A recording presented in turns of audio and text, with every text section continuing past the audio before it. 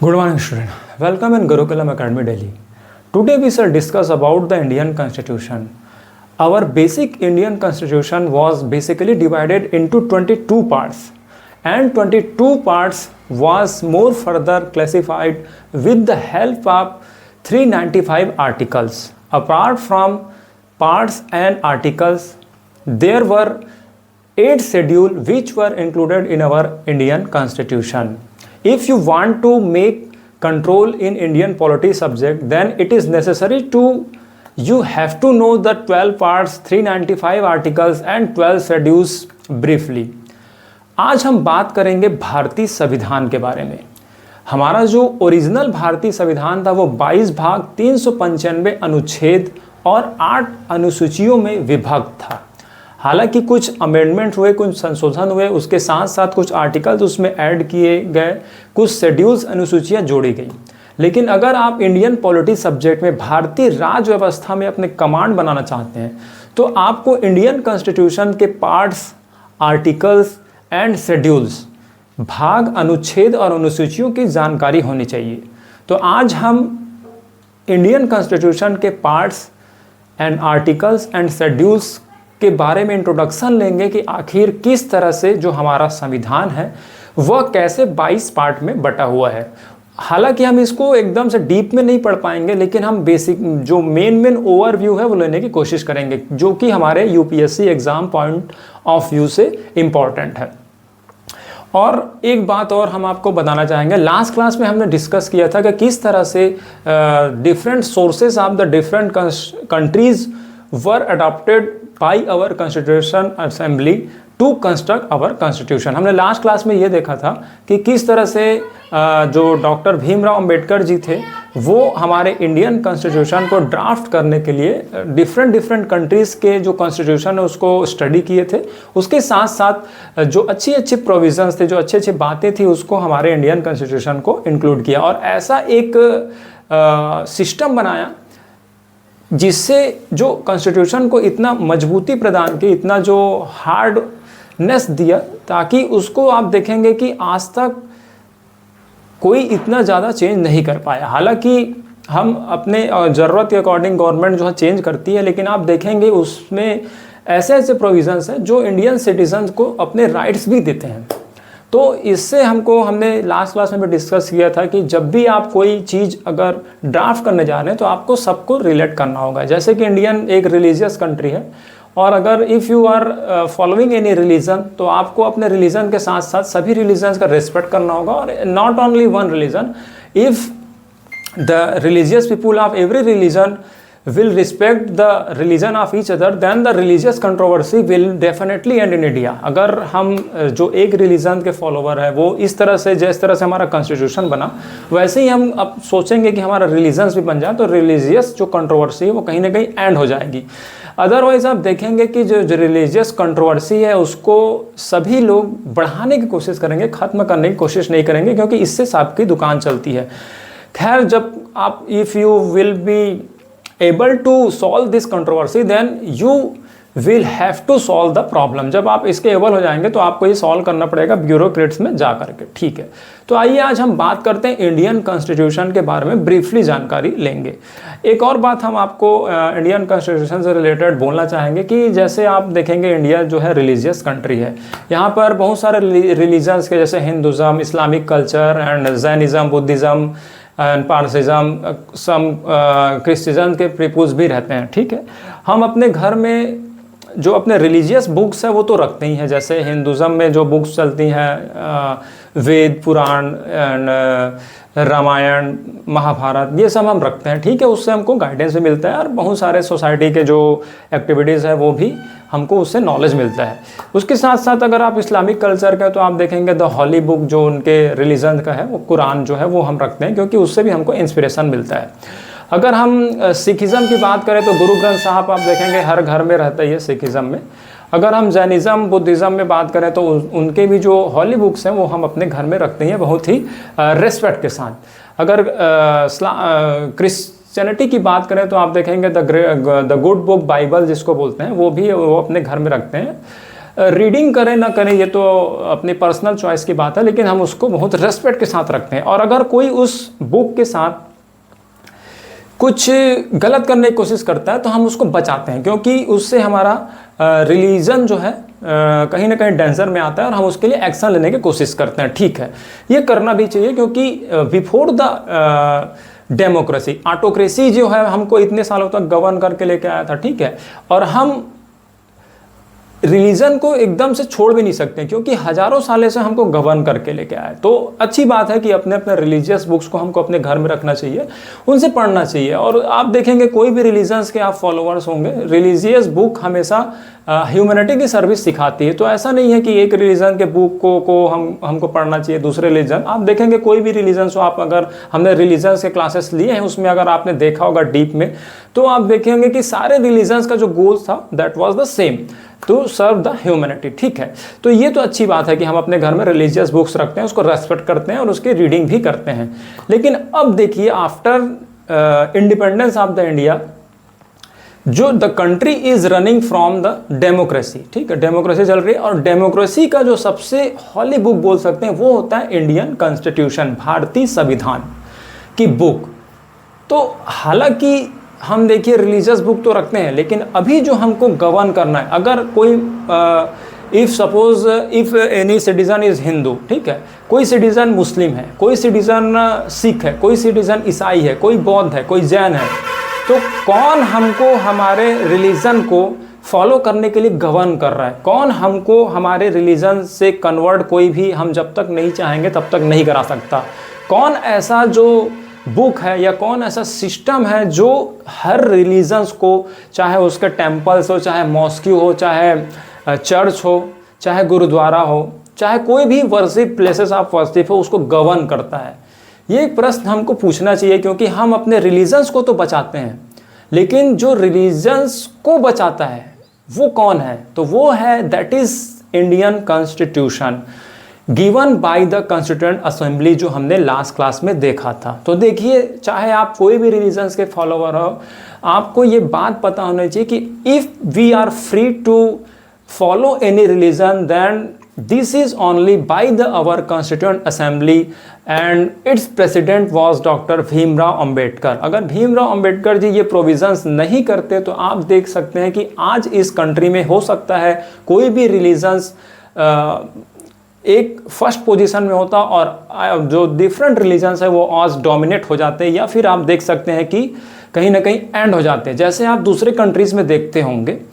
तो देखिए, अगर आप कोई भी रिलीजन्स को अच्छे से फॉलो कर पा रहे हैं, अगर उसके रिलीजियस बुक को पढ़ पा रहे हैं, अगर आप उसके प्लेसेस ऑफ वर्शिप में जा पा रहे हैं, आपने देखा होगा अभी हाल ही में कंट्रोवर्सी हुई थी प्लेसेस ऑफ 1998 का वर्शिप एक्ट जो आया था, जो मॉस्क्यू को आपको नेचर ऑफ कैरेक्टर चेंज नहीं करना है। ठीक है, तो ये सब कौन गवर्न करता है? ये that is only one thing that is governing our religion is Indian constitution. तो आप देखिए, भारतीय जो भारतीय संविधान है वो सभी धर्मों को, धार्मिक जो आपके प्लेस है उसको गवर्न करना है, उसको सिक्योर कर रहा है। और our Indian constitution is govern by the supreme court. Supreme court जो है हमारे संविधान को गवर्न करता है। तो डायरेक्टली इनडायरेक्टली देखिए कि जो हमारा कॉन्स्टिट्यूशन है वो हमको कितना कुछ देता है। लेकिन आज if you are aspirant of UPSC और यू आर इंडियन सिटीजन, तो आप देखिए ये अनफॉर्चुनेटली हम इंडियन कॉन्स्टिट्यूशन के बारे में कभी भी कोई डिस्कस नहीं करते हैं। हालांकि हम रिलीजियस बुक्स के बारे में तो काफ़ी डिस्कशन करते हैं, कंट्रोवर्सी भी देखेंगे रिलीजियस बहुत होती है, लेकिन डेमोक्रेटिक इंडिया में जो बुक हमको ये पावर दे रहा है कि you are free to follow any religion and बहुत सारे सिक्योरिटीज़ दे रहा है, तो आप देखिए ये बहुत मैजिकल बुक है। तो आइए, अगर आप यूपीएससी एस्पिरेंट है तो भी आपको you should know about the Indian constitution. If you are only Indian citizen तो भी you have to know about the Indian constitution. Indian constitution, चाहे आप यूपीएससी एस्पिरेंट है, चाहे आप इंडियन सिटीजन है, आपको ये जानना चाहिए। और अगर आपके घर में ये बुक नहीं है तो आप अपने जो वर्शिप की जगह है वहाँ पर एक बुक इंडियन कॉन्स्टिट्यूशन की ला करके रख लीजिएगा, क्योंकि आपको इससे याद रहेगा कि अगर मैं कोई भी रिलीजन को फॉलो कर रहा हूँ, चाहे आप हिंदुज़म को फॉलो कर रहे हैं, चाहे आप इस्लामिक कल्चर फॉलो कर रहे हैं,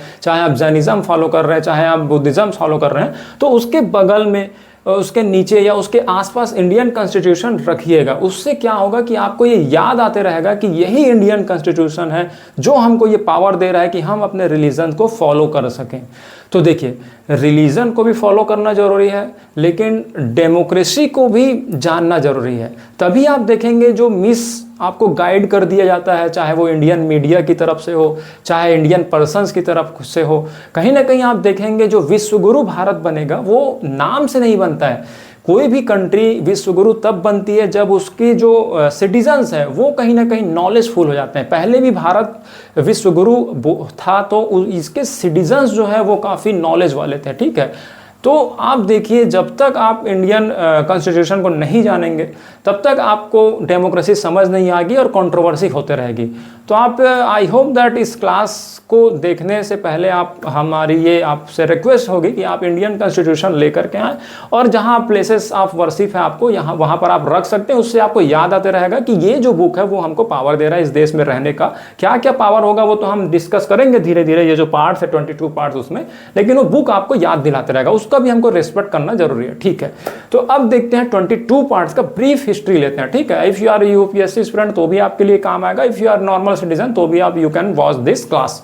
तो अब देखिए, जो हमारा भारतीय संविधान था, है ना, भारतीय संविधान जो कि डेमोक्रेसी का जो टेम्पल है वो तो आपका पार्लियामेंट है, या फिर लेजिस्लेटिव जो असेंबली होती है आप द स्टेट्स, वो है, ठीक है। जो भारत संविधान का जो मंदिर बोला जाता है, या फिर मस्जिद ही बोल सकते हैं उसको, गुरुद्वारा भी बोल सकते हैं, या फिर चर्च भी बोल सकते हैं, जो भी आप बोले, जो डेमोक्रेसी का जो प्लेस आप हॉली प्लेस बोल सकते हैं, प्लेसेस ऑफ वर्शिप है, that is the parliament, Indian parliament, ठीक है। तो और उसका जो रिलीजियस बुक है democracy, the religious book of the democracy in India is Indian constitution. तो इसको जानना जरूरी है। तो देखिए, जैसे कि हमारा धार्मिक बुक है वो कहीं बहुत सारे चैप्टर्स में डिवाइडेड होता है, जैसे हमारा क्लास 1 का बुक है वो बहुत सारे चैप्टर्स में डिवाइड होता है, वैसे ही यहाँ पर जो हमारा इंडियन कॉन्स्टिट्यूशन एक बुक है वो भी चैप्टर्स में डिवाइड है। एंड वो कितने चैप्टर्स में डिवाइड है देखिएगा, जो इंडियन कॉन्स्टिट्यूशन है वो 22 पार्ट यानी 22 चैप्टर्स में डिवाइड है। देखिए, आईसी यानी इंडियन कॉन्स्टिट्यूशन, आप आईसी याद रखिएगा, क्योंकि आप देखिए मोबाइल में भी आईसी होती है ना, कंप्यूटर में भी आईसी होता है। अगर आईसी उड़ गया तो आप देखेंगे मोबाइल पूरा रिप्लेस करना पड़ता है, या फिर इंडियन कॉन्स्टिट्यूशन जो लैपटॉप है या कोई भी इलेक्ट्रॉनिक डिवाइसेस है वो पूरा हमको रिप्लेस करना पड़ता है। वैसे अगर कंट्री हमारी रन हो रही है तो उसका आईसी, जो उसका मेन मदरबोर्ड बोल सकते हैं, that is Indian constitution, IC. इसको इसलिए मैंने शॉर्ट फॉर्म दिया है इंडियन कॉन्स्टिट्यूशन, ठीक है। तो अब देखिए, इंडियन कॉन्स्टिट्यूशन भी 22 पार्ट में हमारा डिवाइड था। देखेंगे एक एक पार्ट को, और इसी पार्ट को अच्छे से डिस्क्राइब करने के लिए 395 आर्टिकल्स भी दिए गए थे इसी पार्ट को। और जैसे आप देखेंगे कि आपके क्लास में कोई चैप्टर होता है, उस चैप्टर को कई पैराग्राफ में डिवाइड किया जाता है। जैसे आपका चैप्टर 1 हो गया तो आप देखेंगे एनसीईआरटीज वगैरह में भी 1.1, 1.2, 1.3, 1.4 दैट इज आर्टिकल। सेम वैसे यहाँ पर जो 22 चैप्टर्स था उसको आर्टिकल्स में डिवाइड किया गया कि कुछ जो प्रोविजंस है उसको आर्टिकल में हम डिवाइड करके रखेंगे, ठीक है। उसके साथ साथ ये दोनों तो पेयर ठीक है, part and article, P and A, ये तो ठीक है पार्ट एंड आर्टिकल, लेकिन 12 शेड्यूल भी अलग से इंक्लूड किया गया। कुछ स्पेशल जो चीजें थी उसको शेड्यूल्स में डाला गया, ठीक है। तो उसको भी हम देखेंगे। तो याद रखिए, if you want to make command over Indian polity subject then you have to know 22 parts and 395 article. 22 part तो आपको याद होना चाहिए, 395 आर्टिकल याद हो ना हो ये तो चल जाएगा, लेकिन 22 जो पार्ट है वो आपको लर्न होना चाहिए, ठीक है। तो अब देखेंगे हम 22 पार्ट्स को भी लॉजिक से याद रखेंगे कि लॉजिक में किस तरह से हम इसको लर्न कर पाते हैं, ठीक है। तो अब देखिए, पाँच पाँच जैसे 22 पार्ट है, इसी में पूरा खेल होने वाला है, इसलिए इसको बहुत पेशेंस से हमको एक एक पार्ट को देखना होगा, ठीक है। क्योंकि इंडियन पॉलिटी मैंने बताया था कि नॉट ओनली इंडियन पॉलिटी, बोला इंडियन कंट्री जो है इसी कॉन्स्टिट्यूशन पे बेस्ड है। और मैंने ये बताया था जो मास्टर की जैसे होता है, कभी कभी आपने देखा होगा मास्टर की जो होता है वो किसी भी ताला को खोल देता है, वैसे यूपीएससी का मास्टर सब्जेक्ट जो है, वो यूपीएससी का मास्टर जो सब्जेक्ट है वो इंडियन पॉलिटी है। क्योंकि आपको इसी पे ही डील करना है, आपकी हिस्ट्री भी यहीं आके मर्ज होगी। अगर आपको कोई ज्योग्राफी का रिसोर्स यूज करना है तो भी आपको कॉन्स्टिट्यूशन को देखना पड़ेगा कि कॉन्स्टिट्यूशन वायलेशन नहीं होना चाहिए। चाहे आप साइंस एंड टेक्नोलॉजी के कोई डिवाइस अपने एरिया में यूज करना चाहते हैं तो भी आपको कॉन्स्टिट्यूशन देखना पड़ेगा कि आपको वायलेट तो नहीं हो रहा है किसी सिटीजन का फंडामेंटल राइट। तो that is the Indian polity is the master subject of the UPSC और इंडियन डेमोक्रेसी। तो आपको इसको बहुत अच्छे से पढ़ना है, ठीक है। तो देखिए, और इंडियन जो पॉलिटी है उसका मास्टर की होता है हमारा इंडियन कॉन्स्टिट्यूशन, ठीक है। और इंडियन कॉन्स्टिट्यूशन का मास्टर की होते हैं ये जो 22 पार्ट हैं। मतलब क्या आपने समझा कि जो हमारा यूपीएससी है, अभी तो हम यूपीएससी की बात कर लेते हैं, यूपीएससी का मास्टर की होता है पॉलिटी, पॉलिटी का मास्टर की बोल सकते हैं इंडियन कॉन्स्टिट्यूशन, और इंडियन कॉन्स्टिट्यूशन का जो मास्टर की है वो है 22 पार्ट। तो देखिए, आपको अगर 22 पार्ट अच्छे से समझ आ जाता है तो आप समझ जाइए कि आपका जो कमांड यहाँ पर बन जाएगा। तो अब धीरे धीरे एक्सपांड करने की कोशिश करते हैं इन्हीं 22 पार्ट्स को।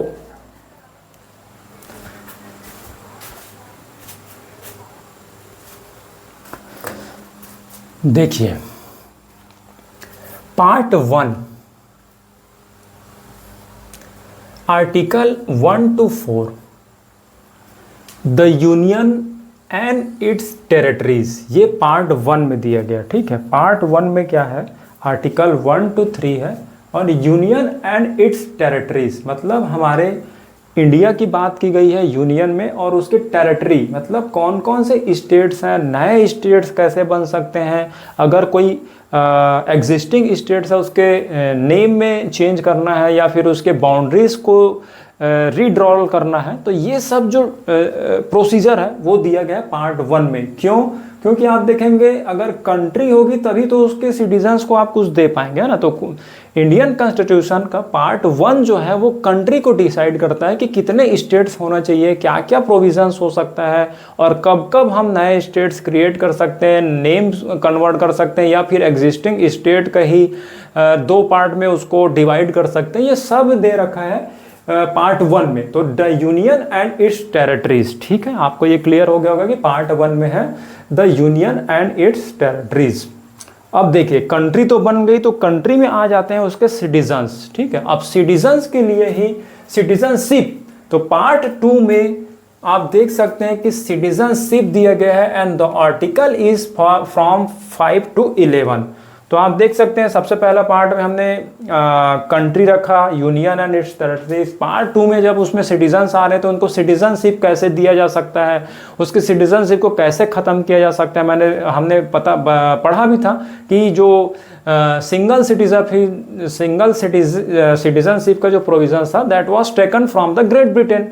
तो सिटीजनशिप को यहाँ पर डिटेल में दिया गया पार्ट 2 में, पूरा डिफाइंड है कि डिटेल में सिटीजनशिप। हालांकि अभी जो कितने सारे हम स्टूडेंट जो देख रहे हैं दिस क्लास को, तो उनको ये भी पता नहीं होगा कि हम इंडियन सिटीजनशिप का हमारे पास प्रूफ क्या होता है ना, क्या प्रूफ है जो हमको ये शो करता है। और हम अगर इंडियन सिटीजन बोलते हैं तो हम कभी जैसे आधार कार्ड बनवाएं या पैन कार्ड बनवाएं, ड्राइविंग लाइसेंस बनवाएं, वैसे हम सिटीजनशिप का कोई कार्ड तो बनवाते नहीं हैं। तो फिर ऐसे कौन सी क्राइटेरियाज हैं जिससे हम बोल सकते हैं कि हम इंडियन सिटीजन हैं, वो सब हम देखेंगे when we shall read the part 2 of the Indian constitution, citizenship, ठीक है। तो हम ये डिस्कस करेंगे। और इसी तरह से जब आप पूरे कॉन्स्टिट्यूशन के 22 पार्ट में डिस्कस करना सीख जाएंगे ना, तब इसी में से आपको क्वेश्चंस पूछा जाएगा फ्रॉम द यूपीएससी कोई भी एंगल से, और फिर आप अपने एंगल से उसको आंसर दे पाएंगे। तो ये बहुत सिंपल प्रोसीजर है, बस आपको रीडिंग जो है उस डायरेक्शन में करनी होती है, तब जाकर के आप you will be able to answer from the UPSC. अगर यूपीएससी कोई क्वेश्चंस पूछती है तो वो इन्हीं में से पूछती है, यही तो बेसिक होता है ना। इसीलिए आप देखेंगे कि आपका बेसिक क्लियर होना चाहिए। कोई भी टॉपर्स बोलता है होता है बेसिक क्लियर होना चाहिए। बेसिक इसलिए क्लियर होना चाहिए क्योंकि बेसिक से ही you have to draft your answer. Questions का there is no fixed criteria of question which will be asked by the UPSC, but the basic जो सब्जेक्ट है वो फिक्स है और उसी से आपको ड्राफ्ट करना होगा आंसर। ठीक है, तो आंसर राइटिंग का हम मेंस में काम करेंगे, लेकिन अभी आपको बेसिक पता होना चाहिए। अगर आप नए हैं तो जैसे इंडियन जो एडमिनिस्ट्रेशन है, मैंने बताया था एडमिनिस्ट्रेटिव जो भी सब्जेक्ट था उसको आपको बस थोड़ा थोड़ा जानते जाना है। तो देखिए पार्ट 2 में सिटीजनशिप नागरिकता है, पार्ट 1 में यूनियन यानी संघ और उसके क्षेत्र, ये पूरा दिया गया। ठीक है, मैं हिंदी में भी लेते हुए चल रहा हूँ। एंड पार्ट 3 देखिए जो 3 है, अब देखिए सिटीजनशिप भी मिल गया उसको, लेकिन अब नागरिकों को कुछ हक भी दिया जाएगा, क्योंकि आप देखेंगे पहले भी ऑटोक्रेसी वाले काफ़ी वायलेशन करते थे, अपने राइट्स को ओवरकम कर जाते थे। तो उसके लिए क्या दिया गया पार्ट 3 में, आर्टिकल 12 से 35 फंडामेंटल राइट्स, ठीक है, मूल अधिकार, ये दिया गया पार्ट 3 में। तो देखिए जैसे ही आपको नागरिकता मिली पार्ट 2 में, उसके साथ साथ आपको कुछ फंडामेंटल राइट्स भी दिए गए, और ये है बहुत इम्पोर्टेंट है in the our Indian country. ठीक है, अगर आप देखिए, आप अगर मान लो एग्ज़ाम क्लियर कर लेते हैं, ठीक है, तो आपको आईएएस तो बन ही जाएंगे, अच्छा है, बहुत सारे पावर्स मिल जाएंगे। लेकिन अगर अनफॉर्चुनेटली आप एग्ज़ाम क्लियर नहीं कर पाते, या फिर आप किसी और काम में लग जाते हैं, या आप ये कुछ और काम करते हैं, क्योंकि हर कोई तो आईएएस बनेगा नहीं, ठीक है, फिर भी every citizen on the behalf of Indian citizen, अगर आपको इंडियन का सिटीजनशिप मिलता है तो आपको कुछ राइट्स जो है ऐसे ही मिल जाते हैं। ठीक है, आप आईएएस बनेंगे, अच्छी बात है कि उसमें पावर्स और मिल जाएंगे, लेकिन आप अगर नॉर्मल सिटीजन भी है आपके इंडिया के, तो आपको बहुत सारे पावर्स मिले हुए हैं। उसी को बोला जाता है फंडामेंटल राइट्स। इसको भी डिस्कस करेंगे, और मैंने कल भी बताया था कि इसको वायलेट कोई भी नहीं कर सकता, चाहे वो हमारी गवर्नमेंट भी हो। अगर गवर्नमेंट आपके सिंगल सिटीजन के भी फंडामेंटल राइट को वायलेट करती है, तो you can go directly supreme court on the behalf of violation of your fundamental rights. अगर आपके फंडामेंटल राइट्स को कोई भी छेड़छाड़ करता है, चाहे वो गवर्नमेंट के कितने सी बड़े से बड़े पोस्ट में हो, आप सुप्रीम कोर्ट जा सकते हो यह बोल करके कि मेरे फंडामेंटल राइट्स को वायलेट किया गया। तो ये बहुत बड़ा पावर है। आप देखिए ब्रह्मास्त्र बोल सकते हैं, that is the Brahmastra of every Indian citizen who is living in Indian country. ये ब्रह्मास्त्र है, इसको चला करके आप गवर्नमेंट को या किसी को भी अपनी बात मनवा सकते हो। लेकिन हाँ, वो ब्रह्मास्त्र का वास्तव में वॉल्यूशन होना चाहिए, या फिर आपके फंडामेंटल राइट्स का। लेकिन अभी मैं ये बोल सकता हूँ, आप अगर आप एस्पिरेंट है, if you are UPSC aspirant, तो आप अभी जानेंगे। लेकिन आप इंडियन सिटीजन हैं, if you are Indian citizen, अगर आप कहीं अपने डिफरेंट एरिया में वर्क कर रहे हैं, तो भी आपको आपके राइट्स को पता ही नहीं होगा कि what is the our fundamental right. तो आप कैसे आप अपने जो राइट्स को जानोगे, कैसे गवर्नमेंट के एक्टिविटी को जानोगे? तो ये देखिए, ये फंडामेंटल राइट्स जो है ये आपको पता होना चाहिए, जो कि आर्टिकल 12 से 35 में दिया गया पार्ट 3 में। ठीक है, एंड पार्ट 4 में देखिए, पार्ट 4 आर्टिकल 36 से 51 directive principles of state policies. देखिए इसको क्या बोलते हैं, मौलिक अधिकार, है ना। मैं बता दिया कि पार्ट 3 में भाग 3 में मौलिक अधिकार है। अब देखिए part 4 article number 36 to 51 directive principles. Directive principles यानी क्या होता है, ऐसे रूल्स डायरेक्टिव जो डायरेक्शन देंगे ऑफ स्टेट पॉलिसी, जो भी स्टेट के लिए पॉलिसी बनेगी। ठीक है, जो भी जो गवर्नमेंट है, चाहे वो स्टेट गवर्नमेंट हो, चाहे सेंट्रल गवर्नमेंट हो, चाहे लोकल गवर्नमेंट हो, कोई भी पॉलिसी बनाती है, योजनाएं बनाती है। ये जैसे आप देखिएगा कि आवास योजना, प्रधानमंत्री आवास योजना, या जो भी योजनाएं वो बनाती है, उसमें इन प्रिंसिपल्स को उनको ध्यान में रखना है। मतलब ये फंडामेंटल राइट सिटीजन्स को दिया, उसके साथ साथ डीपीएसपी, इसी को बोलते हैं डीपीएसपी। डीपीएसपी ने क्या हो जाएगा, कोई ऐसी चीज जिसको गवर्नमेंट को ध्यान में रखना है पॉलिसी बनाते समय। That is mentioned on in the part 4 of Indian constitution from article 36 to 31। अब देखिए पार्ट 4A आर्टिकल है 51A। ठीक है, फंडामेंटल ड्यूटीज। फंडामेंटल ड्यूटीज यानी क्या होता है, मौलिक कर्तव्य। अगर आपको कोई चीज कोई देता है, जैसे पेरेंट्स भी, if you parents are giving to something, then they expect something from you. अगर जो पेरेंट्स है वो आपको कुछ देते हैं तो इसके बदले में आपसे कुछ अपेक्षा करते हैं। कंपलसरी तो नहीं होता, लेकिन कुछ ऐसा बोलते हैं कि आपको कुछ ना कुछ उनके बदले में मिलना चाहिए, ठीक है। तो वही होता है कि वो चाहते हैं कि कुछ उनके रेस्पेक्ट करो या कुछ आप उनके लिए फॉलो करो। कंपलसरी नहीं होता, लेकिन वो ऑप्शनल होता है कि आप करें ना करें उनके रिस्पेक्ट, ठीक है। वैसे यहाँ पर देखिए, अगर गवर्नमेंट जो है हमको फंडामेंटल राइट्स देती है तो वो सोचती है कि फंडामेंटल ड्यूटीज़ है ये भी आपको फॉर द नेशन आपको करना चाहिए, लेकिन अनफॉर्चुनेटली हमको फंडामेंटल ना ही राइट्स पता है ना ड्यूटीज़ पता है, तो फॉलो कहाँ से कर पाएंगे, ठीक है। तो हम तो करने की कोशिश करेंगे। अब देखिए part 5 of the Indian constitution from article 52 to 151 the union. ये भी आप बोल सकते हैं कि बहुत बड़ा पार्ट है यूनियन, जिसको बोलते हैं संघ। पूरा central government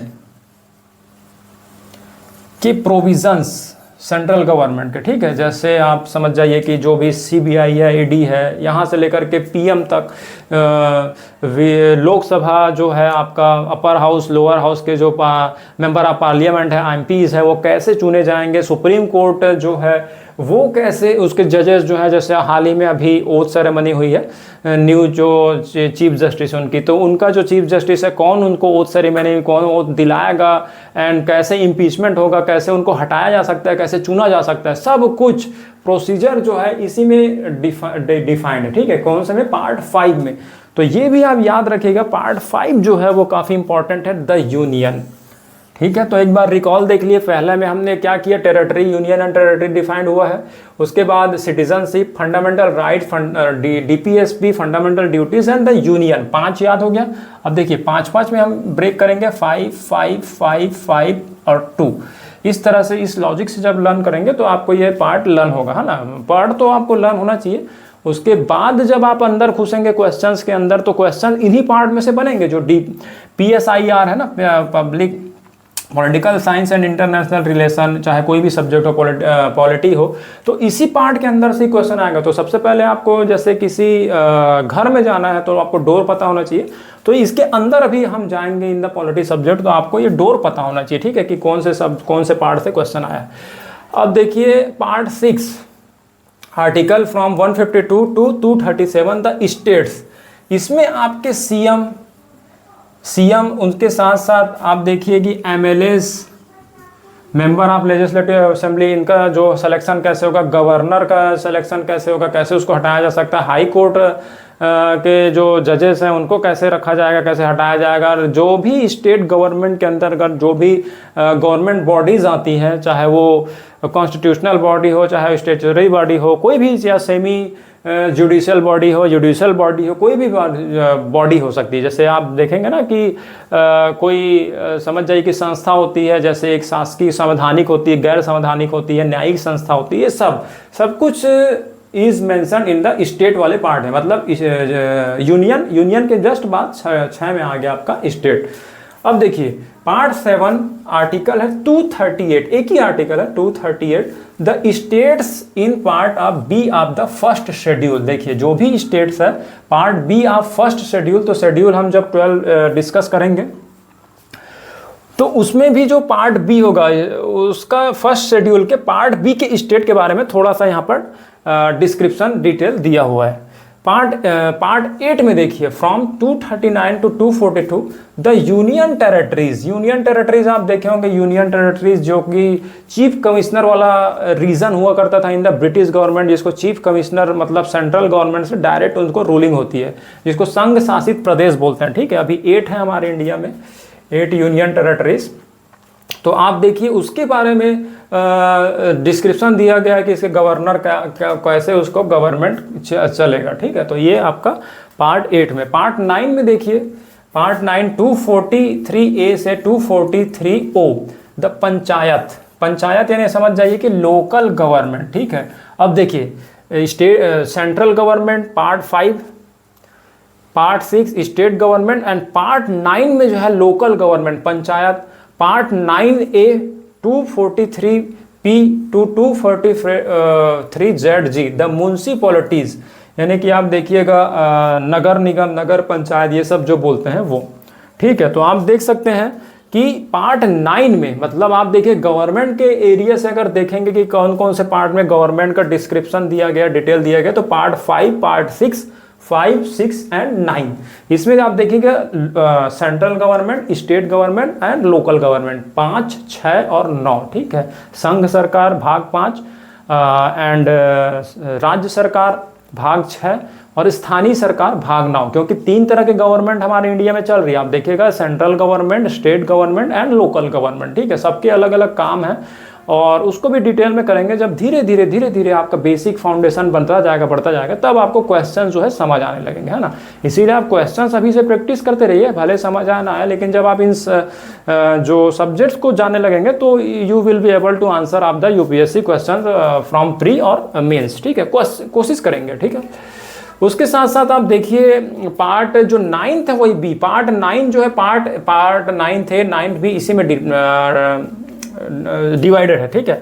243ZS to 243ZT the cooperative societies. Cooperative societies आपने देखा होगा कि मिलजुल करके हम काम करेंगे, और सहकारी समिति जिसको बोल सकते हैं कि पार्टनरशिप में, जैसे छोटे छोटे फार्मर्स है वो काम नहीं कर पाते थे तो उनका ग्रुप बना दिया, सब एक साथ एक काम करेंगे तो फिर क्या हो जाएगा कि उनको बेनिफिट ज़्यादा मिलने लगा। जैसे पहले ऑटोक्रेसी थी, ऑटोक्रेसी में क्या था कि सब अलग अलग स्टेट्स अपने अपने जो डायनेस्टीज थी वो अलग अलग रूल करती थी, प्रिंसिपल्स अलग थे, तो कोई भी आके हमको क्या किया, रूल करने लगा हमारे ऊपर, तो सब मिल करके एक यूनियन बनाए। वैसे ही उसके बाद भी आफ्टर इंडिपेंडेंस ये देखा गया कि फार्मर्स भी अभी डिवाइडेड है, तो उनको मर्ज किया जाए और कोऑपरेटिव सोसाइटीज बनाया जाए और उसके अकॉर्डिंग वो काम किया जाए। तो वही वर्णन है, वही डिस्क्रिप्शन है the cooperative society in the 9th B, ठीक है। तो ये हो गया।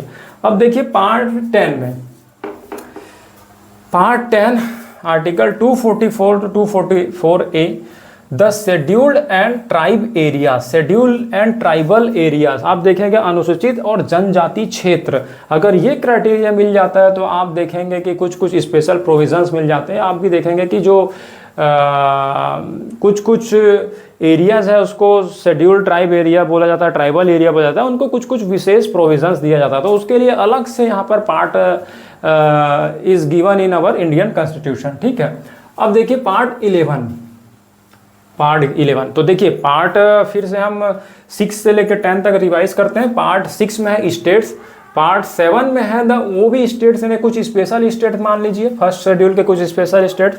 पार्ट 8 में है यूनियन टेरिटरीज, मतलब स्टेट के साथ साथ कुछ और स्टेट, फिर यूनियन टेरिटरीज। पार्ट 9 में है लोकल गवर्नमेंट, है ना, क्योंकि स्टेट बना, स्टेट के साथ साथ कुछ और स्पेशल स्टेट बना, फिर यूनियन टेरिटरीज आया, फिर लोकल गवर्नमेंट। उसमें भी 9th में 3 पार्ट है, 9th A, 9th B, panchayat, municipalities and cooperative society. और 10 में है शेड्यूल्ड एंड ट्राइब एरिया, मतलब आप देखिए यूनियन के साथ स्टेट के साथ स्पेशल स्टेट, यूनियन टेरिटरीज, उसमें लोकल गवर्नमेंट, उसके साथ साथ कुछ और भी स्टेट के अलावा भी कुछ रीजन्स जो schedule and tribal region, that is mentioned in part 10। बार बार पढ़ेंगे, प्रैक्टिस करेंगे तो ये लर्न हो जाएगा, ठीक है। अब देखिए पार्ट 11। अब देखिए यहाँ पर क्या है, यूनियन भी हमारे पास है, स्टेट भी है, दोनों अलग अलग बॉडी बन गई है, संघ भी है और हमारा राज्य सरकार भी है, संघ सरकार भी है। तो 11th में अब क्या चाहिए, relation between the union and the state. कैसे रिलेशन ये रखेंगे सेंट्रल गवर्नमेंट और स्टेट गवर्नमेंट। हालांकि कभी कभी जो रिलेशन है वो खराब भी जाते हैं। आप देखेंगे सेंट्रल में बीजेपी गवर्नमेंट है, पश्चिम बंगाल में देखेंगे कि ममता बनर्जी जी की गवर्नमेंट है, तो कुछ ज़्यादा खासा बनता नहीं है। कभी कभी आप देखेंगे कि अगर पॉलिटिकल पार्टीज़ की रैली करनी देती है तो ममता बनर्जी जी ही जो सेंट्रल के जो मिनिस्टर्स हैं उन्हीं को परमिशन नहीं देती। तो उस तरह का रिलेशन भी हो सकता है। और नॉर्मल फाइनेंशियल जो रिलेशन होता है वो भी, कि संघ कैसे कितना पैसा देगा स्टेट को और स्टेट कैसे कैसे खर्चा करेगा, है ना। मतलब नीचे से लेके top to bottom, bottom to top किस तरह से रिलेशन होगा ये आपको जानना होगा। तो जो स्टेट्स और यूनियन इन दोनों के बीच में रिलेशन है, that is mention in the part 1 article 245 to 263। Article फिर उतना फोकस मत किए, नहीं भी करेंगे तो भी चलेगा। मेन आर्टिकल हमको लर्न होना चाहिए, जो हम करंट अफेयर से रिलेटेड पढ़ते जाएंगे। और कुछ कुछ मेन आर्टिकल्स है वो तो लर्न हो ही जाएंगे, लेकिन आप पार्ट को देखते चलिए ना, इफ यू आर बिगिनर। उसके बाद देखिए part 12 of Indian constitution, article है 264 to 300A, finance, property, contracts and suits. ये सब का डिस्क्रिप्शन है, फाइनेंस, प्रॉपर्टीज, कॉन्ट्रैक्ट किस तरह से कैसे होगा, ये सब फाइनेंस। अब देखिएगा यूनियन और स्टेट के बीच में जो रिलेशन होता है वो फाइनेंस का ही होता है। पैसा पैसा करती है तू पैसे पे क्यों मरती है, आजकल सब कुछ पैसे से खरीदा जा सकता है। हालांकि सब कुछ नहीं, वो हम एथिक्स वगैरह का क्लास करेंगे तो पढ़ेंगे, लेकिन हाँ बहुत सारे चीज़ जो है आज के डेट में, रिश्ते नाते ये सब, पैसा है तो सब कुछ है, ठीक है। तो पैसे से ही आजकल दुनिया चल रही है।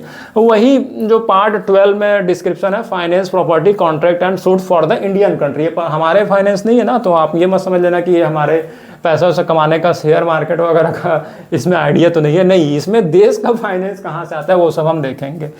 अब देखिए part 13 article from 301 to 307, trade, commerce and intercourse within the territory of India. अब देखिए पैसा भी आ गया, तो ट्रेड, क्या क्या हम ट्रेड कर सकते हैं, किस तरह से बिजनेस करेंगे और किस तरह से सिटीजनशिप, सेंट्रल बिजनेस करेगी सेंट्रल गवर्नमेंट, स्टेट गवर्नमेंट, चाहे वो इंडियन सिटीजन, कौन कौन सा ट्रेड कर सकते हैं, वो सब का जो डिटेल है वो पार्ट 13 में है। 14 में देखिए 308 to 323 services under the union and the state. देखिए यूनियन के अंदर में जितने भी सर्विसेज है और स्टेट के अंदर में सबका डिस्क्रिप्शन जो है पार्ट 14 में।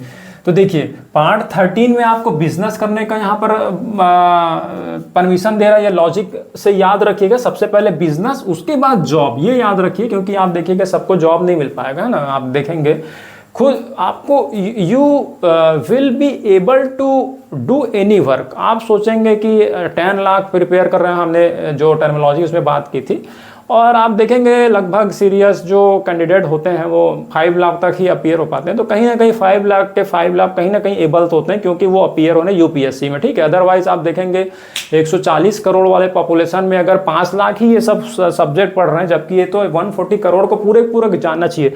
अगर आप अपने फंडामेंटल राइट्स को जानेंगे, फंडामेंटल ड्यूटीज़ को जानेंगे, तभी तो आप इस कंट्री के लिए वर्क कर पाएंगे। लेकिन आप एक देखिए अनफॉर्चुनेटली ये होता ही नहीं है। अगर 10 लाख अपीयर होते हैं, उसमें से 5 लाख ही फॉर्म एग्जाम में अपीयर होते हैं, इन द प्री बोल रहा हूँ, तो प्री में ही ये सब्जेक्ट पूरा पढ़ना है। तो प्री के सब्जेक्ट ही अगर आप पढ़ जाते हैं तो कहीं ना कहीं आप अपने जहाँ भी आप वर्क करेंगे तो आप देखिएगा आपके वर्क में एफिशिएंसी बढ़ जाएगी, आपको सब कुछ पता होगा। आपको वर्क तो करना है, सबको ये पता है कि सबका सिलेक्शन नहीं हो पाएगा। ये आप पेरेंट्स, चाहे आप यू आर वाचिंग, कोई पेरेंट्स है या फिर कोई मैथ्स के नॉर्मल टीचर ही देख लीजिए, अगर आप 150 करोड़ यहाँ पर पॉपुलेशन है, गवर्नमेंट जॉब 2-3 लाख 4 लाख इतनी ही होती है, तो कैसे, how it is possible. 150 crore में भी आप 50 करोड़ मान लो, चिल्ड्रंस मान लीजिए 100 करोड़ है, 100 करोड़ में भी 50 करोड़ मान लीजिए कि जो ऑलरेडी वर्किंग है, ये बोल सकते हैं। अगर वैसे तो वर्किंग नहीं होंगे अगर आप एग्जैक्ट डिटेल में जाएंगे, लेकिन अगर आप एज्यूम करके चलिए, ठीक है, यूपीएससी और मैथ्स में एज्यूम ही चलता है, फिर भी आप 50 करोड़ देखिए, 50 करोड़ और जो जॉब्स होंगी 10 लाख या 1 करोड़ मान लीजिए, अगर पूरे सब कुछ ग्रुप डी से ग्रुप ए तक के कर लिए तो 1 करोड़ 2 करोड़ 10 करोड़, फिर भी आप देखिए 40 करोड़ को बिजनेस करना ही है। और आप एक और बात याद रखिए कि जो इंडिया का जीडीपी होता है उसमें कंट्रीब्यूशन होता है, उसमें बिजनेस का ही काफ़ी कंट्रीब्यूशन होता है। आप देखेंगे बड़े बड़े जो सेक्टर्स हैं वो प्राइवेट सेक्टर ही गवर्न कर रहे हैं। हालांकि पब्लिक सेक्टर के जो लोग हैं वो भी जीडीपी में काफ़ी कंट्रीब्यूशन है, लेकिन आप देखेंगे इंडिया को जो बैकबोन है, या कोई भी कंट्री, डेवलपिंग कंट्री आप देख लीजिए, कोई भी डेवलपिंग कंट्री, चाहे वो चाइना हो, चाहे वो आप यूएसए हो, अगर वो कंट्री डेवलप कर रही तो वहाँ के बिजनेसमैन जब प्रोड्यूस करते हैं कोई भी जो प्रोडक्ट है, तब जा कर के वो कंट्री जो है ग्रोथ करती है। अगर आप यही भरोसे बैठ रहेंगे कि हम गवर्नमेंट जॉब ही करें, तो फिर आप देखिएगा कंट्री को कैसे आप कंट्रीब्यूट कर पाएंगे, है ना। तो उसके लिए क्या होता है कि आप चाहे कोई भी फॉर्म में हो, अगर आप गवर्नमेंट जॉब आपकी लग जाती तो अच्छी बात है, नहीं लग पाती तो भी आप ऐसे निराश मत होइए या फिर डिप्रेस में मत जाइए। आपके पास बहुत सारे रास्ते हैं। गवर्नमेंट जॉब से जो आप नहीं कर पाएंगे वो कहीं ना कहीं आप प्राइवेट सेक्टर में जाकर के भी कर पाएंगे। और अगर आप डेवलप्ड कंट्री में देखेंगे तो private sector is more better performing than public sector, ठीक है। तो ये याद रखना है। हालांकि हमको तैयारी तो करनी, अपीयर तो करना है, लेकिन ये भी सच याद रखना है कि प्राइवेट सेक्टर ही कंट्रीब्यूट करता है। अगर आप हिस्ट्री भी देख सकेंगे, कोई भी आप चाहे वैदिक पीरियड हो, चाहे आप मौर्यन पीरियड देख लीजिए, जो टैक्स आता था ना, टैक्स कहाँ से आता था? गवर्नमेंट का काम होता है टैक्स को लेना। जो टैक्स क्या होता है, कुछ परसेंट होता है ऑफ द सिटीजन, उन सिटीजन्स के कुछ टैक्स को लेना और उसको फिर से कंट्री में लगाना, ठीक है। अब आप देखिए गवर्नमेंट जो एम्प्लॉय है उनको तो सैलरी खुद गवर्नमेंट देती है और उसमें से कुछ पैसा लेती है, ठीक है, तो खुद ही दे रही है, उसमें से पैसा ले रही है।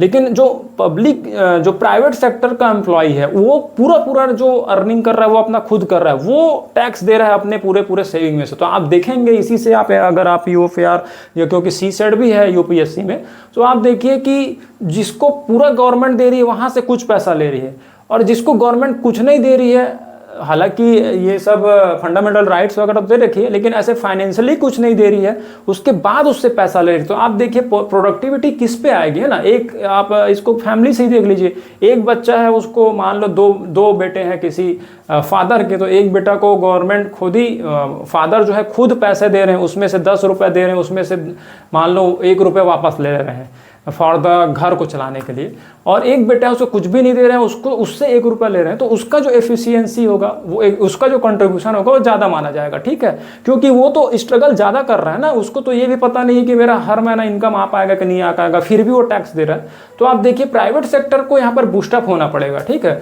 तो प्राइवेट सेक्टर को बूस्टअप होने के लिए भी गवर्नमेंट जो पॉलिसीज़ है वो इम्पॉर्टेंट है। जितनी पॉलिसीज अच्छी बनेगी उस गवर्नमेंट, जैसे आप देखेंगे अभी स्टार्टअप इंडिया आ रहा है, स्टैंड अप इंडिया आ रहा है, और बहुत सारी स्कीम्स आ रहे हैं जैसे मुद्रा लोन वगैरह, तो आप देखेंगे जो बिजनेस है वो काफ़ी ग्रो हुआ है। तो आप देखेंगे दोनों प्राइवेट सेक्टर और पब्लिक सेक्टर जब दोनों मिलजुल करके काम करेंगे ना, तभी जा करके ये कंट्री जो है ग्रोथ करेगी।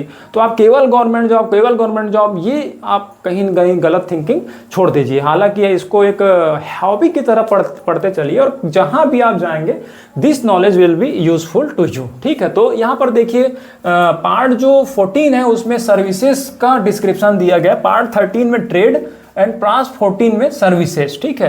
पार्ट 14A में देखिएगा ट्रिब्यूनल, कुछ स्पेशल जो समझ जाइए कि कुछ स्पेशल जस्टिस का सिस्टम बनाया गया, जैसे आप एनजीटी देखे होंगे, नेशनल ग्रीन ट्रिब्यूनल हो गया, या कोई ट्रिब्यूनल जो स्पेशल पावर वाले होते हैं ना, उसका डिस्क्रिप्शन दिया गया है 14A में। 14 कभी कभी पार्ट को भी 2 पार्ट में डिवाइड किया गया। अब देखिए पार्ट 15 भी मोस्ट इंपॉर्टेंट है, फ्रॉम आर्टिकल 324 to 339 है इलेक्शंस, सारे इलेक्शन कमीशन सेंट्रल लेवल पर कैसे होगा, कैसे काम करेगा, इलेक्शन जो कमिश्नर है वो कैसे अपॉइंट होंगे, और इलेक्शंस के क्या क्या रूल्स होंगे, क्या क्या सिम्बल्स मिलेगा, एंड रिप्रेजेंटेशन ऑफ जो एक्ट है 1951 का उसको कैसे होगा, सब कुछ डिस्क्रिप्शन हो गया पार्ट 15 में। याद रखिए पार्ट 15 पूरा इलेक्शंस पर डिपेंड है। अब मैंने आपको जब एक्ट पढ़ाया था तो आपको पता होगा कि इनडायरेक्टली जो इलेक्शंस है वो कब हुए थे, आप बताइएगा, है ना, कमेंट करके बताइएगा, क्योंकि रिवाइज करते रहिए धीरे धीरे एक दिन जो क्लास होगा काफ़ी इंपॉर्टेंट होगा आपके थॉट प्रोसेस के लिए। तो आप 2 क्लास कर रहे हैं तो भी ठीक है, अगर 1 कर रहे हैं तो उसको भी आप डिटेल में करते जाइए, क्योंकि टाइम नहीं मिलेगा। क्योंकि एक खुशखबरी बता दें कि यूपीएससी का जो कैलेंडर है फॉर द 2026 वो आज जारी हो चुका है, ठीक है, तो वो भी देख लीजिएगा, मैंने कम्युनिटी पोस्ट में उसे डाल दिया है। अब देखिए पार्ट 16 में article 330 to 342 special provisions relating to certain classes, कुछ क्लासेस के लिए जो रिजर्वेशन होता है, अगर इसको शॉर्ट फॉर्म में बोले तो रिजर्वेशन, ठीक है, वो है पार्ट 16 में। अब देखिए एक और मैं बात इंपॉर्टेंट बताना चाहूँगा, I want to share one thing. देखिए बहुत सारे लोग जो है इंडिया में रह रहे हैं, 150 करोड़ मैंने बताया था, उसमें से आप देखेंगे कि कुछ लोगों को कुछ एग्जाम्स दे करके जॉब मिल जाती है, तो वो यहाँ तक सब्जेक्ट तक पहुँच नहीं पाते। कुछ जो नॉर्मल सिटीजन्स है वो तो जॉब भी नहीं कर रहे हैं, वो प्राइवेट सेक्टर में, तो वो भी इस सब्जेक्ट को नहीं पढ़ पाते, ठीक है। तो इतना कॉम्प्लिकेटेड है हमारा जो इंडियन कॉन्स्टिट्यूशन है, थोड़ा सा लैंग्वेज इजी होना चाहिए ना, वो टीचर्स कर रहे हैं, क्योंकि आप देखेंगे शुद्ध हिंदी हो या शुद्ध आप देखेंगे कोई भी सब्जेक्ट हो, जब तक आपको इजी वे में नहीं बताया जाएगा तब तक आपको समझ नहीं आएगा। चाहे वो रिलीजियस बुक हो, चाहे आप हिंदुज़म की बात कर लें, जैसे वेद वगैरह थे वो समझ नहीं आते थे, तो वेद से ही रामायण और महाभारत बना, उनसे इंस्पिरेशन लेकर के, और वेद का ही आप देखेंगे फॉलो करते थे श्री राम जी वगैरह। तो आप देखेंगे वेद का ही सिंप्लीफिकेशन था रामायण और महाभारत। वैसे इंडियन कॉन्स्टिट्यूशन भी काफ़ी कॉम्प्लिकेटेड है, उसको आपको इजी लैंग्वेज में समझने के लिए अच्छे टीचर्स की जरूरत पड़ेगी। अब देखिए यूपीएससी जो एस्पिरेंट है, the aspirant who is preparing for UPSC वही बहुत मुश्किल से समझ पाता है। तो एक आम सिटीजन कैसे इसको समझ पाएगा और कैसे अपने राइट्स को वो जान पाएगा ना। तो यही काम आपका भी होगा if you will go in the government. तो आप भी इसको समझाइएगा सिटीजन को कि आपको जो हमारे इंडियन कॉन्स्टिट्यूशन में चाहे आपको कोई भी रिलीजन को काफ़ी सारा पावर्स दिया हुआ है, तो आप इस देश का रिस्पेक्ट करें, ठीक है। तो लैंग्वेज को भी हम सोचेंगे कि इसको सिंप्लीफिकेशन तरीके से हम समझने की कोशिश करें ना, एकदम डीप टेक्नोलॉजीज में, जो हाईफाई टेक्नोलॉजी में नहीं हमको फंसना है, हमको इजी लैंग्वेज में समझने की कोशिश करना है। तो पार्ट जो 16 है special provisions related to certain classes, जो रिजर्वेशन है पूरा यही है। पार्ट 17 में देखिए 343 टू 351 ऑफिशियल लैंग्वेज, ठीक है। ऑफिशियल लैंग्वेज के बारे में डिस्क्रिप्शन है, हम एक एक पार्ट को अलग से भी डील करेंगे, अभी तो हम नॉर्मल कर रहे हैं, ठीक है। अब देखिए पार्ट 18 352 टू 360 इमरजेंसी प्रोविजंस, ठीक है। इमरजेंसी प्रोविजंस यानी क्या है, जब कोई इमरजेंसी आ जाती है, चाहे वो फाइनेंशियल इमरजेंसी हो, चाहे वो नेशनल इमरजेंसी हो, चाहे आप देखेंगे कि प्रेसिडेंशियल गवर्नमेंट और राष्ट्रपति शासन अगर आपको लगाना है, तो क्या क्या सिचुएशन होगा वो सब का डिस्क्रिप्शन पार्ट 18 में दिया हुआ है, इमरजेंसी प्रोविजंस, ठीक है। पार्ट 19 में देखिए 361 टू 367 मिसलेनियस में क्या है, जो प्रेसिडेंट है एंड जो गवर्नर होते हैं स्टेट के। 19 याद रखिएगा। मिसलेनियस में क्या है, मैं शॉर्ट फॉर्म में बता रहा हूँ कि जो भी प्रेसिडेंट है, हमारे इंडिया का एक ही प्रेसिडेंट होता है, राष्ट्रपति जो है, और गवर्नर यानी राज्यपाल, उनके खिलाफ जो है आप केस नहीं कर सकते, उनको स्पेशल पावर दिया गया है ना। तो वही जो है मिसलेनियस में डाला गया कि 19th, अब प्रेसिडेंट हालांकि आप देखेंगे सबसे टॉप मोस्ट पोस्ट है, गवर्नर अपने स्टेट का टॉप पोस्ट है, तो उनके खिलाफ जनरली आप केस नहीं कर पाएंगे, है ना। तो वो क्योंकि एक पावर में होते हैं, सुपीरियर पावर में होते हैं, तो जैसे कि आप देखेंगे ये अच्छी बात है। नहीं तो आप देखेंगे बाजू वाले कंट्री को देख लिए, पाकिस्तान के प्रेसिडेंट को ही सेना कभी भी आकर के हटा देती है और खुद अपना रूल कर लेती है, फिर प्रेसिडेंट आते हैं, फिर तो अनस्टेबिलिटी आ जाती है ना। चाहे वो प्रेसिडेंट उस पोस्ट में पहुंचा है, तो हो सकता है कि उन पर कहीं ना कहीं गलत आरोप लगा दिया जाए, या उस तरह से गलत काम वो नहीं कर सकता, ठीक है। तो अचानक से उस पर केस कभी भी नहीं किया जा सकता, हालांकि बहुत इम्पीचमेंट वगैरह लाया जा सकता है, वो प्रोविजंस है, लेकिन उन पर केस नहीं किया जा सकता डायरेक्ट। तो यही प्रोविजंस है और इसीलिए स्टेबिलिटी आती है, जो कि पाकिस्तान में आपको देखने नहीं मिलेगा, ठीक है। आप देखेंगे वहां सेना कभी राष्ट्रपति को हटा देती है। तो आप देखेंगे कि कॉन्स्टिट्यूशन, आप देखिए डॉक्टर भीमराव अंबेडकर जी हमको मिल गए, तो आप देखिए हीरा हमको मिल गया, डायमंड हमको मिल गया, कि ऐसा ड्राफ्ट हमको कॉन्स्टिट्यूशन मिल गया ना। अगर पाकिस्तान वगैरह में रहते हैं तो आप देखिए वहाँ का संविधान वगैरह कैसा काम करता होगा। इसीलिए आप देखेंगे स्टेबिलिटी वहाँ नहीं है। हमारे इंडिया में देखिए स्टेबिलिटी अगर है हमारे कंट्री में, चाहे वो रिलीजियस स्टेबिलिटी हो, चाहे वो फाइनेंशियल हो, चाहे वो कास्ट की स्टेबिलिटी हो, अगर भाईचारा बचा हुआ है तो वो कॉन्स्टिट्यूशन के कारण ही, और कॉन्स्टिट्यूशन का ड्राफ्ट करने वाले डॉक्टर भीमराव अंबेडकर जी थे। तो आप देख सकते हैं वो हीरो बोल सकते हैं ना, नेशनल हीरो। लेकिन हमारे देश में तो हीरो आजकल स्पोर्ट्समैन और कुछ पिक्चरों में काम करने वाले एक्टर को ही हमारा जो यूथ है वो फॉलो करता है, अनफॉर्चुनेटली। तो देखिए आप मतलब कहाँ हमारा देश जा रहा है और कैसे विश्वगुरु बन सकता है, दिस इज नॉट पॉसिबल, ठीक है। तो आप जितने भी तैयारी कर रहे हैं, आप ये कोशिश कीजिएगा कि उनके जो थॉट प्रोसेस उसको बदले, ठीक है। तो मिसलेनियस 19 जो प्रेसिडेंट है, गवर्नर है, उसको स्पेशल पावर मिला हुआ है। अब 20 में देखिए 368 अमेंडमेंट ऑफ द कॉन्स्टिट्यूशन, मतलब अब कॉन्स्टिट्यूशन बंद हो गया था, मैंने बताया था, लेकिन उसमें अमेंड भी होगा, तो ये पार्ट 20 में दिया गया। 21 का देखिए 369 टू 392 स्पेशल प्रोविजंस यानी कुछ स्टेट्स को भी दिया गया ना। आप देखेंगे असम, मेघालय, त्रिपुरा, मिजोरम, इस तरह से 4 स्टेट होते हैं, स्पेशल प्रोविजंस उसको दिए गए हैं। आप कुछ स्पेशल स्टेट्स का कैटेगरी दिया जाता है। आप देखेंगे बिहार वाले जो है अभी काफ़ी डिमांड कर रहे थे कि हमको स्पेशल स्टेट्स का कैटेगरी में डाल दिया जाए। तो ये क्या होता है ये भी देखेंगे, कौन कौन से स्टेट को स्पेशल स्टेट का दर्जा मिला ये भी देखेंगे, ठीक है। पार्ट 22 में देखिए 392 to 395 शॉर्ट टाइटल कमेंसमेंट, मतलब जब संविधान हमारा अपनाया गया उसका डेट वगैरह दिया गया है कि कौन से डेट को हमने अडॉप्ट किया, ये सब जो डिस्क्रिप्शन है पार्ट 22 में दिया गया, ठीक है। शॉर्ट टाइटल वगैरह भी दिया गया है। And authoritative text in Hindi रिपील्स, जो भी संविधान इंग्लिश में था उसका हिंदी ट्रांसलेशन वगैरह होगा, ये सब प्रोविजंस पार्ट 22 में दिया गया, ठीक है। तो this word the 22 parts of our Indian constitution with articles, ठीक है। तो अब देखिए फिर से हम रिवीजन करते हैं पार्ट 11 से 15 तक, 15 से 20 और 22। देखिए 11 में है रिलेशन, 12 में है फाइनेंस, 13 में है ट्रेड, जो भी ट्रेड हमारे इंडिया में हो रहा है, 14 में है सर्विसेज, जो भी सर्विसेज है, और 15 में है चुनाव। तो देखिए सबसे पहले आप व्यापार कीजिए, व्यापार अगर नहीं हो पा रहा है तो आप सर्विस कर सकते हैं, सर्विस भी नहीं हो पा रहा है तो आप चुनाव में खड़े हो सकते हैं। इस लॉजिक से याद कीजिएगा ना, कोई ना कोई आपको लॉजिक बनाना ही पड़ेगा, यूपीएससी में लॉजिक से ही काम चलता है, ठीक है।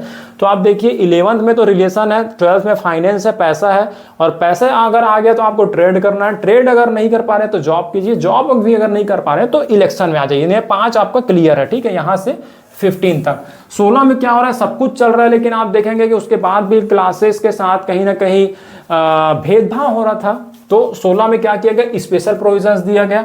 17 में आप देखेंगे कि ऑफिशियल लैंग्वेज की, अब लैंग्वेज क्या होना चाहिए, हमने उसको स्पेशल प्रोविजंस भी दे दिया, लेकिन लैंग्वेज में भी कॉन्ट्रोडिक्शन हो रहा है तो स्पेशल लैंग्वेज।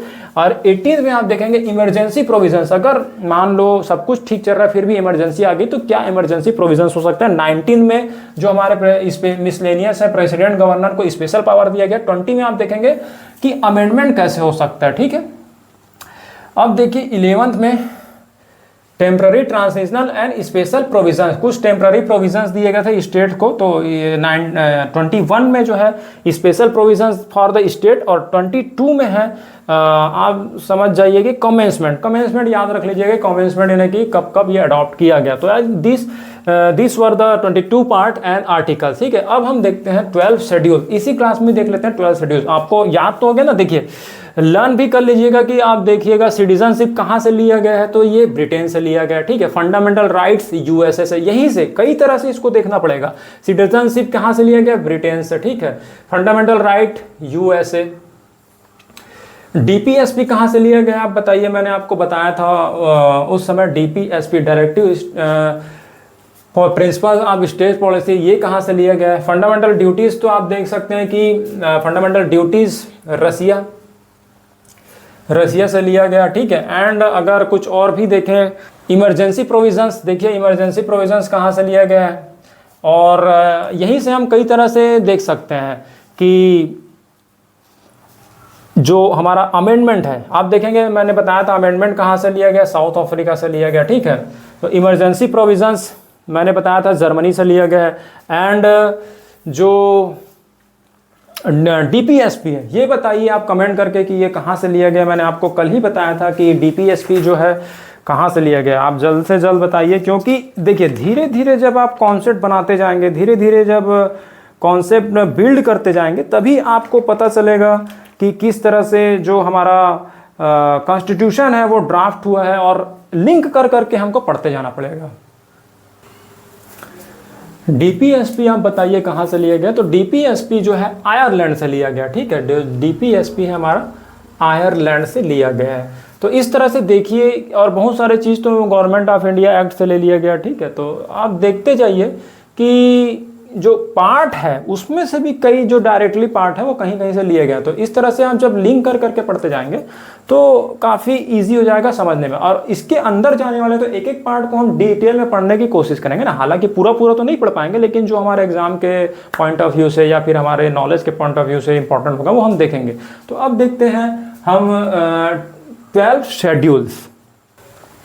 देखिए हमारे कॉन्स्टिट्यूशन को पार्ट और आर्टिकल्स में डिवाइड तो कर दिया गया था, लेकिन कभी कभी आप देखेंगे कि जब भी हम कोई बुक वगैरह लिखते हैं तो अपेंडिक्स नाम से कुछ लास्ट में जोड़ भी देते हैं, कुछ इंपॉर्टेंट चीज़ जो है हमसे मिस हो जाता है, या फिर कुछ ऐसा लगता है कि कोई जो इंपॉर्टेंट चीज़ है वो छूट गया था तो उसको ऐड करते हैं, इसीलिए शेड्यूल्स भी ऐड किया गया, ठीक है। तो ये बेसिकली 8 शेड्यूल थे हमारे फंडामेंटल कॉन्स्टिट्यूशन में, बाद में 4 और ऐड किया गया। तो देखते हैं जो शेड्यूल्स है वो किस किस से रिलेटेड है। कभी कभी इससे भी क्वेश्चंस फ्री में आ सकता है, या फिर ये इसका यूज़ आप मेंस में भी राइट करना आंसर लिखने के लिए कर सकते हैं। तो देखिए फर्स्ट जो शेड्यूल है वही 28 स्टेट एंड 8 यूटीज। हालांकि अगर आप एज इट इज शेड्यूल्स देखेंगे तो उसका लैंग्वेज आप अपने बुक्स में देख सकते हैं। मैं यहाँ पर शॉर्ट में लिख रहा हूँ कि कैसे हमको लर्न करना है और किस तरह से हमको जो एसेंस है वो हमको लर्न करना है, ठीक है। तो जो 28 स्टेट और 8 यूटीज का डिस्क्रिप्शन है वो फर्स्ट शेड्यूल में दिया गया है। सेकेंड शेड्यूल में अगर आप देखेंगे तो salary and emoluments of the president and governor, जो भी सैलरी दी गई है वो सेकंड शेड्यूल में है ना, क्योंकि ऑप्शन में अगर क्वेश्चंस आता है तो आपको कीवर्ड से ही याद करना है। ये चीज़ आप याद रख लीजिए कि पूरा हमको डिस्क्रिप्शन नहीं पढ़ना है, कीवर्ड्स ही आपको अगर याद है, अगर प्रीलिम्स में कोई ऑप्शंस आता है तो आप ऑप्शन से ही बना सकते हैं, या फिर मेंस में भी कोई क्वेश्चंस आता है तो कीवर्ड अगर आपको पता है, ध्यान है, कीवर्ड से ही चीज़ें याद होती है। तो याद रखिए ये कीवर्ड क्या हो जाएगा, हालांकि इसका जो सेकंड शेड्यूल है उसमें part A, part B, part C, part E भी है, और पार्ट बी जो है ओमिट कर दिया गया, तो इतना डिटेल में हम जब डिटेल में पढ़ेंगे तब पढ़ेंगे, लेकिन आपको लर्न कैसे रखना है, पार्ट 2 में सैलरी आप जो प्रेसिडेंट है, गवर्नर है, सबकी सैलरी जो है डिस्क्रिप्शन पार्ट 2 में है शेड्यूल में, ठीक है। पार्ट 3 अगर देखेंगे, थर्ड शेड्यूल में फॉर्म ऑफ ओथ, ओथ यानी समझ जाएगी शपथ, जो भी ये शपथ लेते हैं, जैसे कि राष्ट्रपति जी हो गए, या फिर चीफ जस्टिस हो गए, या फिर लोकसभा के सांसद हो गए, राज्यसभा के सांसद हो गए, जो भी शपथ लेते हैं, जो कसम खाते हैं, ओथ सेरेमनी जो बोलते हैं, वो थर्ड में डिस्क्रिप्शन है। Form of oath and affirmation of members of legislature, ministers and जजेस, मतलब समझ जाइए कि कीवर्ड क्या हो जाएगा, थर्ड में ओथ है। फोर्थ शेड्यूल में है allocation of seats of states and UTs in Rajya Sabha, मतलब राज्यसभा में कौन से स्टेट को कितना सीट मिलेगा और यूटी को कितना सीट मिलेगा, वो डिस्क्रिप्शन है फोर्थ में। तो देखिए 8 है, 8 में से 4 हमने देख लिया, फर्स्ट में स्टेट और पूरा 28x8 ये डिस्क्रिप्शन है, ठीक है। सेकंड में सैलरी है, थर्ड में ओथ है, फोर्थ में है राज्यसभा सीट, ये आप कीवर्ड बना लीजिए कि राज्यसभा सीट्स, ठीक है। फिफ्थ में देखिए अब administration and control of schedule area and schedule tribe area, ठीक है, मतलब कुछ कुछ एरिया होता है फिफ्थ शेड्यूल में, मतलब वही स्पेशल जो मैंने बताया था, हमारा सेंट्रल हो गया, सेंट्रल गवर्नमेंट, फिर स्टेट, स्टेट के बाद यूटीज, यूटीज के बाद भी स्पेशल जो एरिया डिस्क्राइब किया गया है schedule tribe and schedule areas के लिए के फॉर्म है ना, तो वो उसका डिस्क्रिप्शन भी यहाँ पर फिफ्थ शेड्यूल में दिया गया, उसका एडमिनिस्ट्रेशन एंड कंट्रोल कैसे किया जाएगा, फिफ्थ शेड्यूल। और ये सिक्स शेड्यूल में होता है administration and tribal areas of northern state, northern state, tribal areas, northern state आप देखेंगे असम, मेघालय, त्रिपुरा, मिजोरम, ये 4 जो स्टेट्स हैं उनको नॉर्दर्न स्टेट का एडमिनिस्ट्रेशन अलग होता है। तो आप देखिएगा जो अभी सोनम वांगचुक जी स्ट्राइक कर रहे थे कि उनके लद्दाख को भी इसी शेड्यूल में इंक्लूड किया जाए, उनको फिफ्थ शेड्यूल और सिक्स शेड्यूल का जो स्टेटस है वो दे दिया जाए यहाँ पर, तो काफ़ी स्ट्राइक भी किए थे ना। तो नॉर्मल आम इंसान को तो ये समझ ही नहीं आया होगा कि वो क्या कर रहे हैं, क्योंकि यूपीएससी एस्पिरेंट को ही समझ आएगा, अदरवाइज आप देखेंगे नॉर्मल जो जॉब कर रहे हैं बड़े बड़े, अगर वो कॉन्स्टिट्यूशन को नहीं जानते हैं, अगर थोड़ा सा डिटेल में न्यूज़ वगैरह नहीं देखे होंगे, तो उनको बस यही लगा होगा कि सोनम वांगचुक जी गवर्नमेंट के अगेंस्ट में जा करके स्ट्राइक कर रहे हैं, लेकिन ऐसा नहीं था। जो सोनम वांगचुक जी थे अपने जो लद्दाख स्टेट है उसको इसी शेड्यूल में लाने की कोशिश कर रहे थे, ठीक है। तो थोड़ा थोड़ा हमको जानना चाहिए, जब आप डीप में इन चीज़ों को जानने लगेंगे तभी आपको क्या होगा कि चीज़ें समझ आएगा। तो जो सोनम वांगचुक जी थे वो यही बोल रहे थे कि लद्दाख को भी 6 शेड्यूल में इंक्लूड किया जाए। अब आप देखेंगे कि 6 शेड्यूल यानी क्या हो जाता है, स्पेशल पावर मिल जाता है। मतलब स्पेशल पावर क्या हो जाएगा कि अगर वहाँ का रिसोर्सेज आपको यूज़ करना है तो गवर्नमेंट भी डायरेक्ट रिसोर्स यूज़ नहीं कर सकती। जैसे छत्तीसगढ़ में आप देखेंगे कि अभी जंगल जो है, फॉरेस्ट है, उसको ख़त्म कर दिया गया। जो प्रोजेक्ट है उसके लिए आप देखेंगे कि कोल माइंस के लिए जो हसदेव आप देखेंगे कि फॉरेस्ट है वो ख़त्म कर देगा। अभी तेलंगाना का कोई फॉरेस्ट को ख़त्म करने से कुछ विरोध किए थे। आप देखेंगे बॉम्बे के फॉरेस्ट को जब बुलेट ट्रेन का प्रोजेक्ट किया गया तो वहाँ ख़त्म कर दिया गया। वैसे ही जो लद्दाख है वहाँ भी आप देखेंगे नेचुरल रिसोर्सेज वहाँ काफ़ी बहुत ज़्यादा है, ठीक है। तो जब कोई भी स्टेट 6 शेड्यूल में आ जाता है, मतलब स्पेशल स्टेट हो जाता है, तो वहाँ का जब तक वहाँ के लोग परमिशन नहीं देंगे तब तक गवर्नमेंट भी वहाँ के जो रिसोर्सेज हैं उसको यूज़ नहीं कर पाएगी, ठीक है। तो सोनम वांगचुक जी यही मांग कर रहे थे कि उनके स्टेट को 6 शेड्यूल में इंक्लूड कर दिया जाए और उनके स्टेट को, लद्दाख को स्टेटहुड का जो है कैटेगरी में दिया जाए। और वहाँ पर देखिए कि 1 MP आते हैं तो MP के जो नंबर है उसको ही बढ़ाया जाए, है ना। तो जब आप इस चीज़ों को खेलना सीख जाएंगे, जब आप बेसिक जान जाएंगे और जब आपको चीज़ें समझ आने लगेंगी कि वास्तव में देश में हो क्या रहा है, तब तो आप आंसर दे पाएंगे ना। तो यूपीएससी का क्वेश्चन कैसे भी आ सकता है देश के रिलेटेड। अब आप नॉर्मल पढ़ रहे हैं तो आप you will be not able to answer the UPSC question, चाहे आप प्री में हो, चाहे इंटरव्यू में हो, चाहे आप मेंस में हो। इसीलिए आप देखेंगे यूपीएससी कॉन्सेप्चुअल एग्जाम है, इसीलिए आप धीरे धीरे कॉन्सेप्ट को क्लियर कर जाएंगे। धीरे धीरे हमारे साथ अगर आप जुड़े रहेंगे तो हम आपको इस तरह से लॉजिक बताएंगे कि किस तरह से होना चाहिए, या कोई भी टीचर्स बता सकता है, ऐसा नहीं बोल रहे कि हम ही बताएंगे। सारे जो यूपीएससी के टीचर्स हैं या कोई भी कोचिंग है तो वो आपको बेसिक तो करा ही देते हैं और आपको जो एक्स्ट्रा है वो आपको खुद करना पड़ेगा, ठीक है। तो 6 शेड्यूल में इंक्लूड करने की बात कर रहे हैं तो administration of tribal areas of north Indian state, मतलब 5th भी है schedule area and schedule tribe इसका एडमिनिस्ट्रेशन बोल रहा है। और 6 शेड्यूल जो है administration of tribal areas of north eastern state, special जो कैटेगरी मिला गया नॉर्थ ईस्टर्न स्टेट को।